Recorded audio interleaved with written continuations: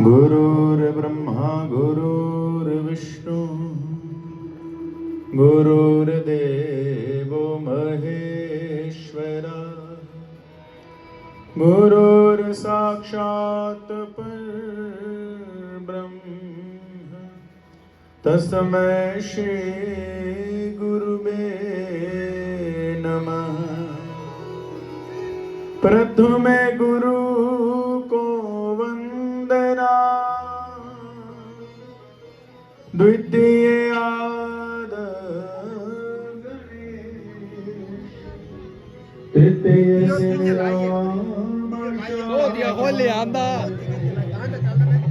जी मोरे कंठ करो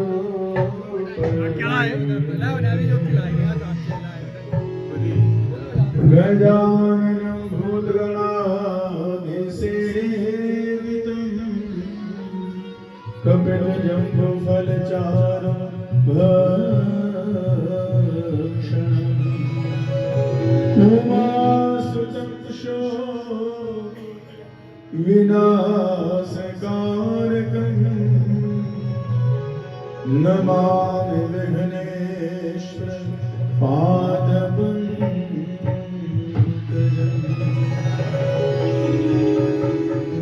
सच्चिदानन्दरूपाय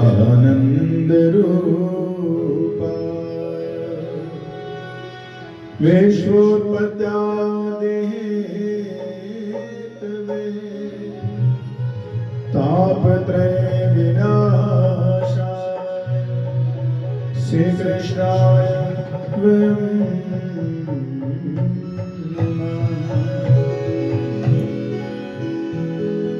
कर्पूरगौरं करुणावतारं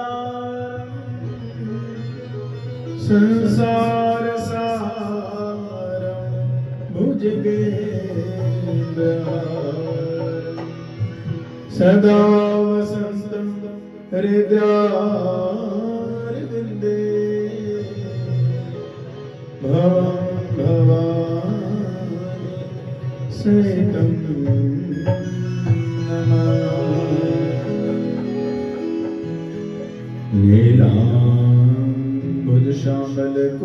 नीलाम्बुजश्यामलकोमलाङ्गं सीतासमारोपितवामभागं पाणो महासायकचारुचापं नमामि रामं रघुवंशनाथं।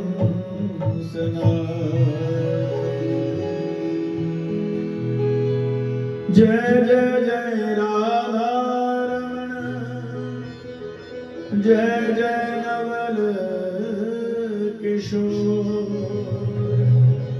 जय गोपी चित्र चोर प्रभु, जय जय माखन चोर। वृंदावन के वृक्ष का मर्म न जाने को, डाल डाल और पात पात पर श्री राधे राधे। कथा प्रारंभ होते हैं सुने वीर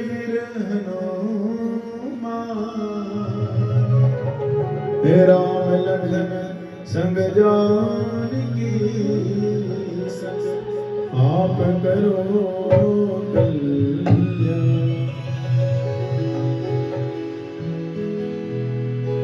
हे मां सरस्वती जगदम्बिके, हृदय में मेरे वास करो, कथा कथन में जो है शक्ति हम सबको भी वरदान करो।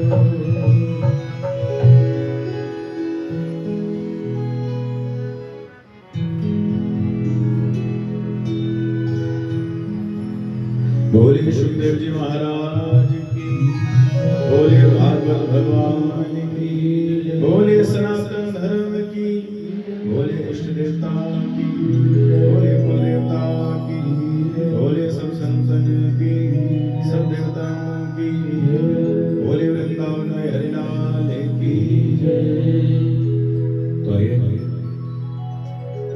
आज इस दिव्य भागवत महापुराण की कथा का शुभारंभ हो रहा है और एक बड़ी सुंदर से स्तुति से अपने मन वचन कर्म वाणी को भगवान के चरणों में एकाग्र करें।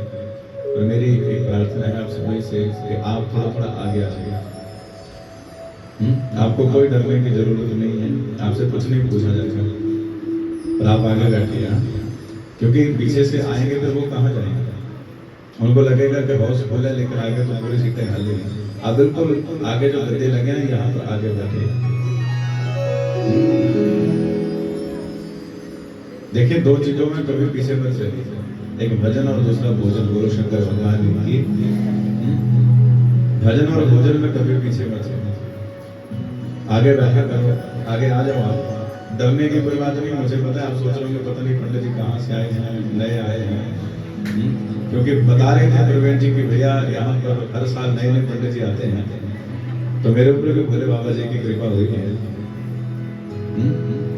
लेकिन हम सिर्फ आज के लिए ही नए हैं, कल से हम सब एक दूसरे को जानने लगेंगे, क्योंकि हम सब ठाकुर जी से जुड़े तो ठाकुर जी के बच्चे हैं। इसलिए आप डरिए ना, बिल्कुल आगे आगे बैठिए। पीछे समझ आ रही है मेरी बात? आगे बैठे, पीछे वाले आएंगे फिर वो पीछे बैठ जाएंगे, नहीं तो पीछे वाले फिर आगे आएंगे, फिर दिक्कत होता है। चलो आज कोई बात नहीं, खुले खुले हैं, ज्यादा भीड़ है नहीं, लेकिन कल से मेरी प्रार्थना है कि बिल्कुल आगे बैठा करो, आगे से शुरुआत किया करो। पर आप डरते होंगे कि पीछे तो फिर सो भी सकते हैं, आगे तो सोना भी मना है। कोई बात नहीं, सो जाए आप आगे, मैं कुछ नहीं बोलूंगा, लेकिन आगे बैठे कर बोलो मान के मेरी लाल लेगी। और आगे बैठने का फायदा आपको रहेगा, क्योंकि कथा भी समझ आएगी, ध्यान भी लगेगा, नहीं तो पीछे तो हमारा शोर बहुत होता है। इसलिए आज हमारी कथा का है पहला दिन, और मेरी तरफ से आप सभी को राधे राधे। एक बार जोर से कहिए राधे राधे, और प्रेम से कहिए राधे राधे, और भाव से कहिए राधे राधे। देखिए, श्रीमद् भागवत महापुराण की कथा बड़ी श्रद्धा और बड़े भाव के साथ इस मंदिर में आज शुरू हो रही है, हर वर्ष की बात। जैसा कि प्रवीण जी बता रहे थे कि हर वर्ष बड़ी श्रद्धा से पूरे गांव वाले मिलकर के इस स्थान पर भागवत महापुराण की कथा होती है। और मैं आपको सच बताऊं तो एक दो बार मैं यहाँ से जब गया और मेरी नजर यहाँ पर पड़ी इस मंदिर के ऊपर, क्योंकि दूर से दिखता है बाईपास से, और ऐसे मेरा ध्यान एक बार गया और मैं सोच ही रहा था कि कभी इस मंदिर में भी कथा होगी या मेरा सौभाग्य कभी होगा। ऐसे चलते चलते मतलब ख्याल आया, क्योंकि बड़ी ऊंची जगह पर बड़ी दूर से दिखता है, पर मुझे नहीं पता था कि भोले बाबा इतनी जल्दी कृपा कर देंगे। बोलो शंकर भगवान की। आप बड़े सौभाग्यशाली हो कि देखिए कितना सुंदर स्थान, ये भगवान शंकर जी की कृपा आप सभी के ऊपर हुई है। और उससे भी बड़ी कृपा ये है कि भागवत आपको हर वर्ष सुनने को मिलता है। बड़ी श्रद्धा और बड़े भाव, बड़े विश्वास के साथ इस कथा का शुभारंभ जो है वो आज यहाँ पर हो रहा है। कलश यात्रा के साथ आप सभी बड़े जोश के साथ कलश यात्रा में आए, बहुत अच्छा लगा। और इसी से पता लगता है कि आपके मन में कथा के प्रति कितनी श्रद्धा है और कितना भाव है। पहली बार मैं आपके गांव में कथा कर रहा हूँ, पता नहीं आप मुझे जानते हैं कि नहीं जानते हैं, या शायद देखा होगा कभी फेसबुक पर, यूट्यूब पर, लेकिन हम 7 दिन के लिए भगवान जी किस दिव्य कथा को सुनेंगे। जानना पहचानना जरूरी नहीं होता है, जरूरी होती है ठाकुर जी की कथा। बोलो बांध के बिहारी लाल की। मैं 7 दिन आपको कथा सुनाऊं और मेरी दिल की बात आपके दिल तक पहुंच जाए तो समझ लीजिए कि ये हमारी कथा सार्थक होगी,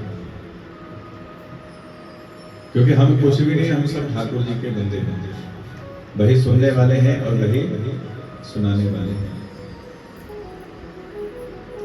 इसलिए भगवान जी की कथा पर ही ध्यान देना है बड़े प्रेम से, और इस कथा को आप बड़े प्यार से सुने। आइए कल एक भजन के माध्यम से अपने मन को एकाग्र करें और ठाकुर जी के चरणों में लगाएं। तो जब भी कोई भजन गाऊं तो ताली जरूर बजाइएगा साथ में, और कोशिश करिए कि साथ में गाओ और बिल्कुल डूब करके गाओ,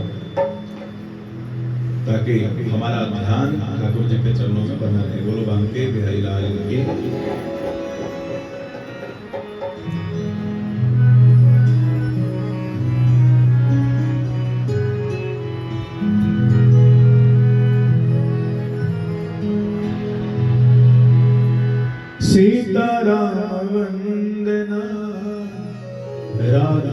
श्याम वंदना,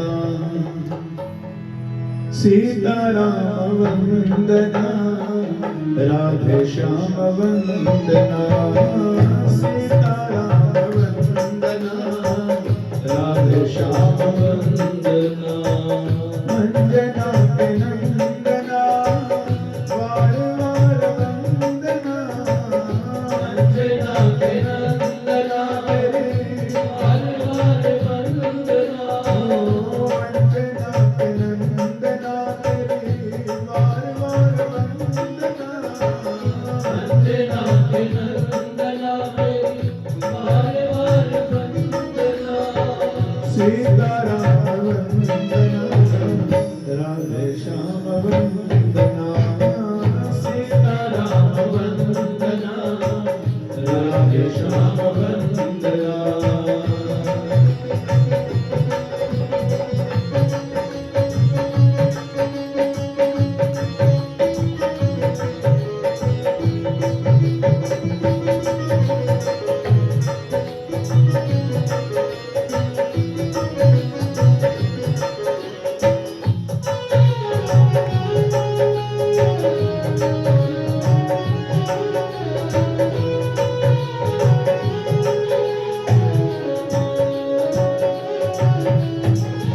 गौओं के वंदना, ग्वालों के वंदना, गौओं की वंदना, ग्वालों की वंदना, गौओं के वंदना, ग्वालों के वंदना, गौओं की वंदना, ग्वालों की वंदना, यशोदा के नंदना, बार बार वंदना, यशोदा के नंदना, तेरे बार बार वंदना, सीताराम वंदना, राधे श्याम वंदना, सीताराम वंदना, राधे श्याम वंदना।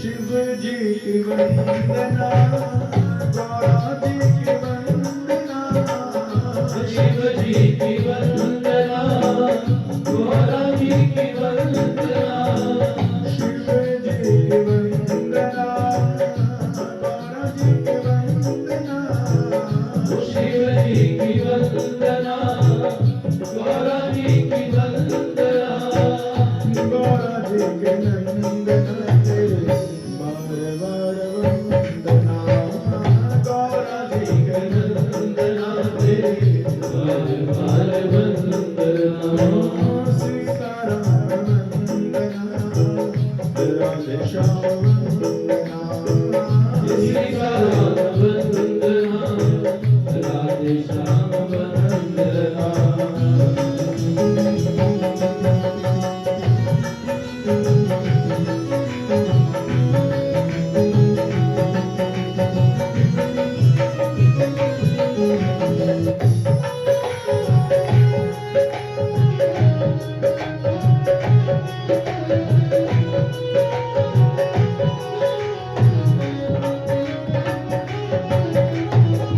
भागवत के वंदना, देव जी की वंदना, भागवत की वंदना, देव जी की वंदना, भागवत के वंदना, देव जी की वंदना, भागवत की वंदना, देव जी की वंदना, व्यास जी के नंदना, तेरे